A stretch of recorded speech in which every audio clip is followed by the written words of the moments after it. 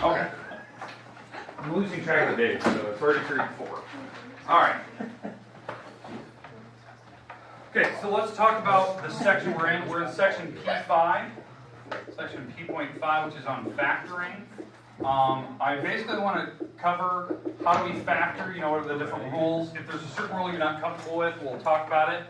Remember, there's different types. There's 5 types that we've been talking about on what have been Tuesday this week. We talked about common factors. We talked about the trinomial rule. Those were the rules we talked about on Tuesday this week. Questions with those? Yes. Yes.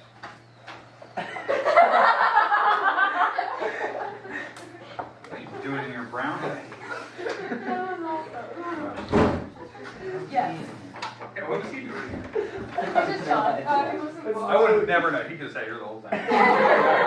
Okay, so common factor trinomial. So those are what we did Tuesday. The next ones we did, I think Wednesday, we covered difference of squares and cube rule.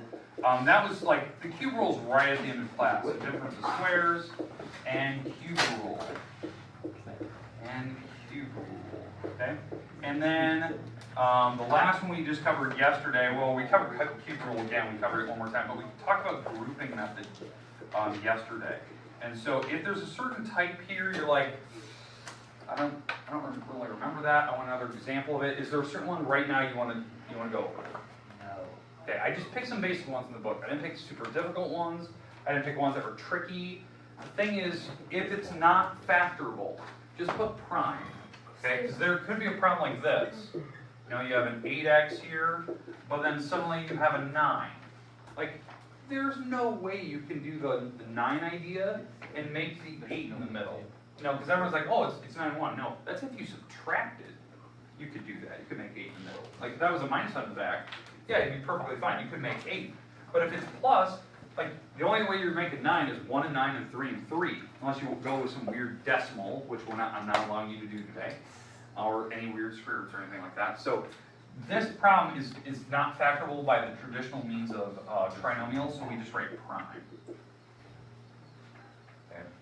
Now I understand there's decimals you can do that would multiply to give you 9, add to give you 8. I'm not looking for decimals. Okay, I'm looking for whole numbers or some nice pretty thing. Okay, are we good with that? Yes. Okay. But any in particular you want to go over? Nope. Okay, perfect. Now, on the homework, you're going to have factoring. I basically broke it up into sections, like one or two of each. That's kind of what I did. So you have about 10 problems there. But then I kind of warned you of this the other day. You have a couple problems where they're going to have you find area of shaded parts. Okay, area of shaded. So when you do this, when you do that type of problem, just make sure you find the area of the entire shape, so the area of the big shape, and then you have to subtract the area of the smaller piece out of it. And remember, when you do that, this negative sign has to be distributed to whatever that term is, whatever the polynomial that's representing that area. How you find area on a rectangle is length times width. Volume of like a cube or rectangular prism, it's length times width times depth. So, but remember, the negative sign is going to get people. I don't know why. Is there any questions with the area or volume problems that you'd like to see? You want to see a certain type? You want to see another example? Okay, no questions at all? Okay, here's your homework. Okay, here's your homework. It is page. Now this is over 2 different pages, so keep that in mind. Okay, this is over 2 different pages. Let me get all this stuff on the board. Now this is due Wednesday next week. It's due Wednesday, so if you don't want to start it today, it's not going to hurt my feelings. Some people like to start because they don't have anything else to do today. But this is due next Wednesday. I'll give you time Monday and Tuesday in class, maybe 20 minutes or 10, 15 minutes, somewhere in that range per day, to kind of work on this and ask questions. But it's page 55 for the first part, and then we move on to page 65 for the second part. The first part is finding area and volume. The second part is factoring. And there is a way to do problems like the area and volume with factoring, but we're going to see that later. But for right now, the page with the drawings, we have to find area and volume, 93 through 96, 107 through 109. So those problems find area and volume. The second page, page 65, You're doing problem number 45. Sorry, problems 4, 5, 12, 15, 20, 26, 40, 47, 58, 63, and 70. Okay?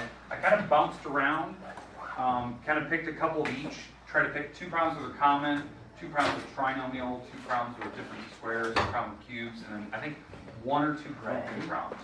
1 or 2 of them. So I don't know if it was 1 or if it was 2. I know the last one's 70 is right. I just didn't know if I picked 2 of them.